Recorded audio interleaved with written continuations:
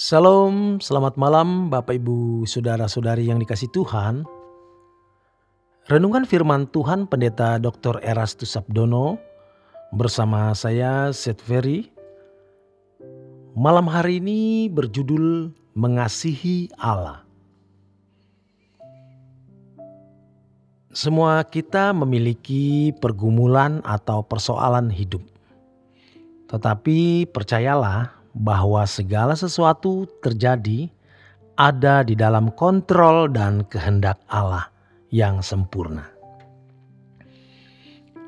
Allah sangat kuat. Allah Maha Kuat. Tidak ada sesuatu yang tidak bisa dilakukan oleh Allah. Allah tidak akan pernah mencelakai kita. Allah tidak akan membiarkan kita celaka. Apapun keadaan kita, Allah tidak akan membiarkan kita celaka, kecuali kita mencelakai diri kita sendiri. Itulah sebabnya kita sebenarnya cukup menyerah saja kepada Tuhan. Apapun yang terjadi, semua dalam kontrol dan kendali Tuhan. Kalau sesuatu itu ada di dalam tanggung jawab kita, kita harus penuhi tanggung jawab itu. Bekerja, menjaga pola makan dan pola hidup yang baik, mengembangkan bakat dan keahlian kita untuk kehidupan jasmani kita atau untuk nafkah kita. Kita harus penuhi bagian kita.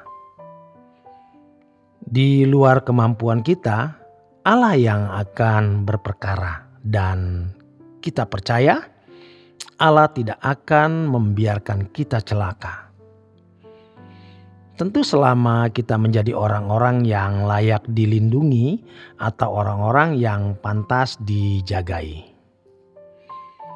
Oleh sebab itu, kita harus memahami rahasia kehidupan yang diberkati oleh Tuhan dan memperoleh apa yang terbaik dari Tuhan dalam hidup ini. Jalan itu adalah mengasihi Allah.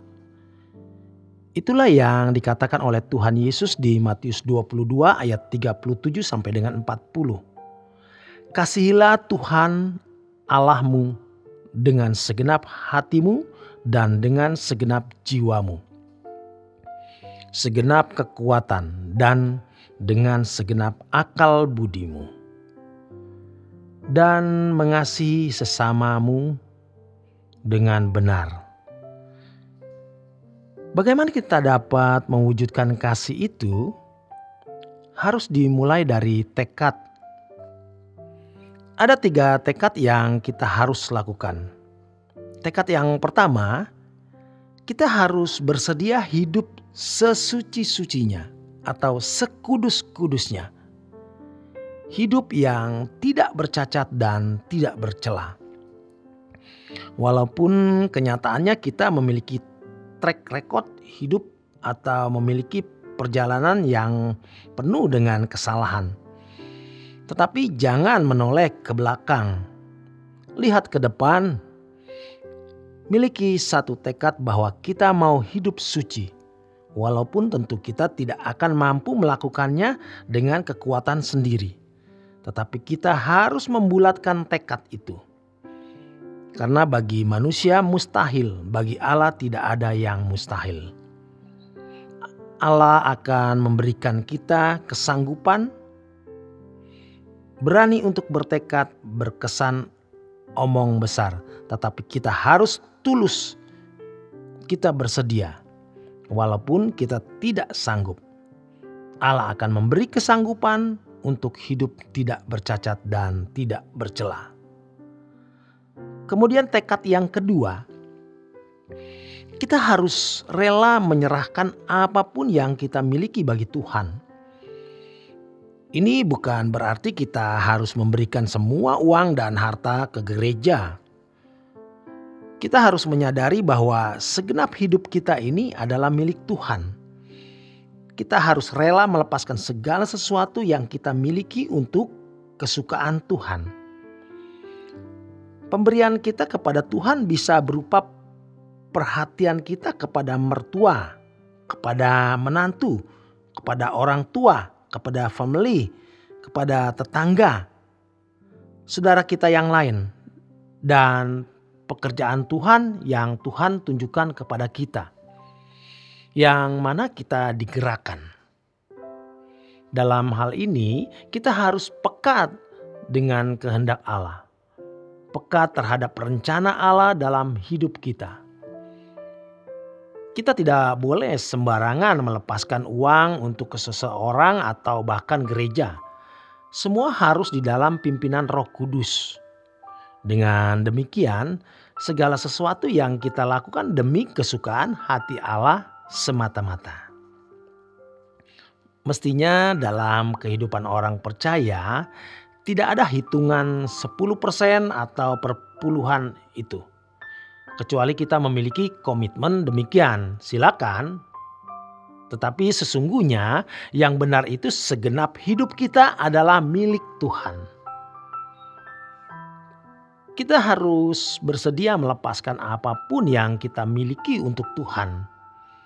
Kalau kita sudah memiliki hati seperti ini, tidak mungkin kita berani mengkorupsi milik Tuhan yang Tuhan percayakan kepada kita. Apalagi kalau seorang pelayan Tuhan yang menerima persembahan kolekte dari jemaat tidak boleh menggunakan sesuka-sukanya sendiri. Kalaupun ada sesuatu yang adalah milik gereja atas nama pendeta, harus membuat pernyataan bahwa hamba Tuhan tidak berhak menjualnya, baik dirinya maupun keluarganya. Semua harus digunakan untuk kepentingan Tuhan. Kemudian tekad yang ketiga, kita harus rela melakukan apapun bagi Tuhan. Mulut kita tidak boleh ngomong sepatah kata pun kalau itu tidak berkenan di hadapan Allah. Mata kita tidak patut melihat apa yang tidak patut kita lihat. Uang kita, harta kita tidak boleh digunakan suka-suka sendiri. Mau bangun rumah sebesar apapun, mau beli barang apapun, dan seterusnya, semua harus dipertanyakan kepada Tuhan. Untuk persembahan gereja pun kita pertanyakan kepada Tuhan. Kalau Tuhan menggerakkan kita membantu mertua, menantu, orang tua, yang jelas tanggung jawab kita. Membantu orang di sekitar kita harus kita lakukan dalam pimpinan Roh Kudus. Apapun rela kita lepaskan, sampai rupiah kita yang terakhir, darah kita yang terakhir, harus untuk kemuliaan Allah. Apapun yang Allah perintahkan, kita harus lakukan dengan segenap hati. Demikian kebenaran firman Tuhan. Selamat berjuang, selamat malam, Tuhan memberkati.